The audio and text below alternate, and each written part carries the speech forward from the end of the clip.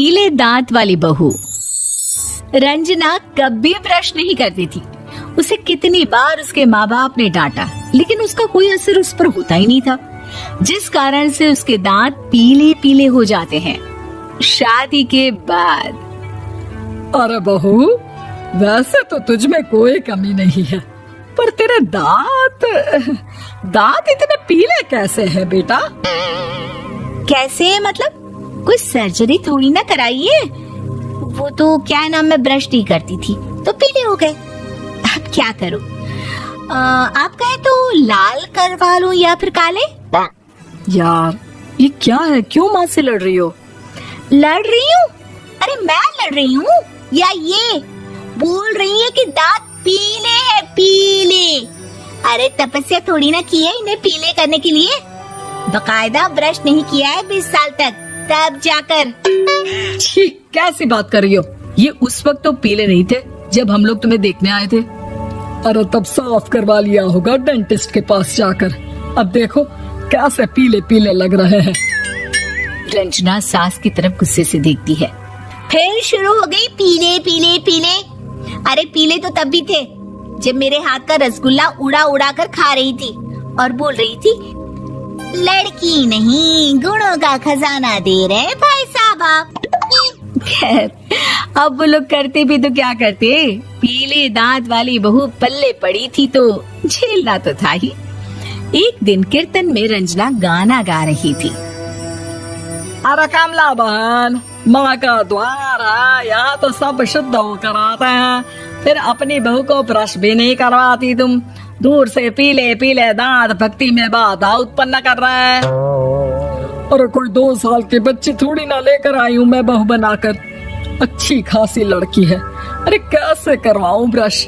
ये तो उसे खुद करना चाहिए ना। अब माँ बाप तो इसके जैसे तैसे निपटा दिए, ये नहीं सोचा कि सास कैसे संभालेगी। सास बहू को लेकर घर आ जाती है, लेकिन सोच लेती है कि अब इसे लेकर कहीं नहीं जाएगी। अगले रोज बहू कहती है, अरे क्या हो गया, मंदिर नहीं जाना क्या? कीर्तन का वक्त हो रहा है। मेरी मधुर वाणी से कान्हा जी जागते हैं और सोते हैं। आप तो जानती है ना उनकी भक्ति में कितना मन लगता है मेरा। वो क्या है ना, तबीयत ठीक नहीं लग रही है मेरी, आराम करूंगी मैं। तबीयत ठीक नहीं लग रही? अभी तो मिथुन के गाने पर नाच रही थी आप, और अब बोल रही है कि तबीयत ठीक नहीं लग रही। अरे भक्ति में मन लगा लो सासू माँ, ऊपर जाना है, क्या मुंह दिखाओगी आप? हाँ? सास को बहू की बात पर गुस्सा आ जाता है। मैं क्या मुंह दिखाऊंगी, इसकी चिंता तो ना कर, समझी? अपने मुंह की चिंता कर, जो ये पीले पीले दांत लेकर हर जगह पहुंच जाती है। पता है लोग कितना मजाक बनाते हैं। ना जी ना, मैं नहीं जाना कहीं तेरे साथ। तो ये बात है, कोई ना, मत जाओ, मैं अपने कमरे में ही बैठकर भक्ति कर लूंगी। ऊपर वाला दांत थोड़ी ना देखता है, मन देखता है, भावना देखता है। और अरे बस बस, तू सब कुछ दिखा, बस ये सफेद चमकदार दांत ना दिखाना किसी को, है? जा यहाँ से। बहू को सास की बात का कोई फर्क नहीं पड़ता, वो तो जैसी थी वैसी ही रह जाती है। सुबह नहाकर किचन में खाना बनाना, फिर खाना खाना, कीर्तन भजन करना और सो जाना। एक दिन, माँ जी मैं सहेली के घर जा रही हूँ, शाम को लेट आऊंगी।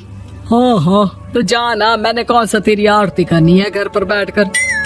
रंजना सहेली के घर जाती है, जहाँ वो पार्टी में जाने की तैयारी कर रही होती है। अरे शिखा, कहाँ जाने की तैयारी कर रही है? मैं गलत वक्त पर आ गई क्या? अरे नहीं यार, उल्टा सही वक्त पर आई है। मैंने ये साड़ी और ज्वेलरी निकाली है यार, शाम को इनके ऑफिस की एक पार्टी में जाना है। बताना कैसा लग रहा है ये सब? नहीं यार, इस ड्रेस के साथ तो वो वाली ज्वेलरी अच्छी लगेगी। हाँ, सही बोल रही है, मैंने ध्यान ही नहीं दिया। वैसे तो हमेशा से मस्त फैशन सेंस रखती है। तो बड़ा जाती होगी ना पति के साथ पार्टी में। रंजना कुछ नहीं बोलती, बस सोचती है कि यार काश ये बात सही हो जाती, पर मैं क्यों नहीं जाती पार्टी में? क्या इन लोगों की कोई पार्टी होती नहीं होगी? रंजना घर आती है और रात में पति से सवाल करती है, एक बात बताइए, आप मुझे किसी पार्टी में क्यों नहीं ले जाते? क्या आपके यहाँ ऑफिस में पार्टी नहीं होती? पति बेचारा क्या कहता कि दांत पीले हैं तुम्हारे इसलिए। अरे कोई पार्टी होती नहीं हम लोगों के ऑफिस में, तो कहाँ से लेकर जाऊं?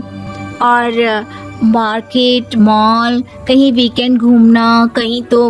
अरे यार सारे हफ्ते में एक छुट्टी मिलती है, तो सोचता हूँ कि आराम ही कर लूं। क्यों? रंजना मन मार के रह जाती है। पहले कभी सास के साथ मंदिर जाया करती थी, लेकिन वो भी सास ने ले जाना बंद कर दिया। घर बैठी बैठी रंजना बोर हो जाती है। तभी उसे आइडिया आता है और वो मायके जाने का सोचती है। सासू माँ, 2 दिनों के लिए मम्मी के घर जा रही हूँ। अच्छा अच्छा ठीक है, आराम से जा। और हाँ, माँ से कुछ अच्छी आदत सीख कर आना कि कैसे शरीर के हर भाग की तरह दांतों की सफाई भी जरूरी होती है, समझी? शुरू हो गई ना आप। वो लोग आपकी तरह नहीं है कि छोटी छोटी बात का बतंगड़ बना दे। उन लोगों के लिए मैं मायने रखती हूँ, ना कि मेरे पीले पीले दांत। रंजना माँ को बिना बताए उन लोगों को सरप्राइज देती है, लेकिन जैसे ही वो दरवाजे पर पहुंचती है, अंदर देखती है कि घर वाले कहीं जा रहे होते हैं।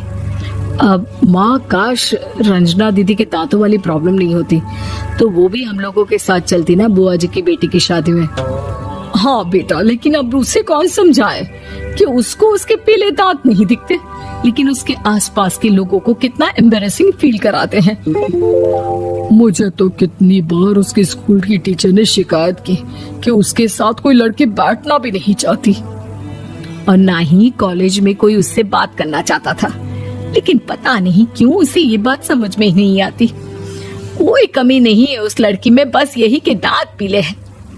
वो तो भला हो जीजा जी और उनकी माँ का, जो दीदी को जैसी है वैसे ही रखा हुआ है। रंजना को अपने घर वालों की बात सुनकर बहुत दुख होता है। वो सोचती है कि वो क्या करे, लेकिन फिर वो सीधा डेंटिस्ट के पास जाती है, अपने दांत चमकाती है और कसम खाती है कि वो रोज ब्रश करेगी। अरे क्या हो गया? तुम तो 2 दिनों के लिए गई थी ना, पर कोई ना, अच्छा है, चलो आ गई तो। रंजना सास के सामने आकर खड़ी हो जाती है और पूरी स्माइल करती है, उसके चमकदार दांतों को दिखाती हुई। हैं? चले मंदिर? माँ, मुझे माफ कर दीजिए, मैंने आप लोगों को बहुत एम्बैरेसिंग फील करवाया। मैं आज से रोज ब्रश करूंगी।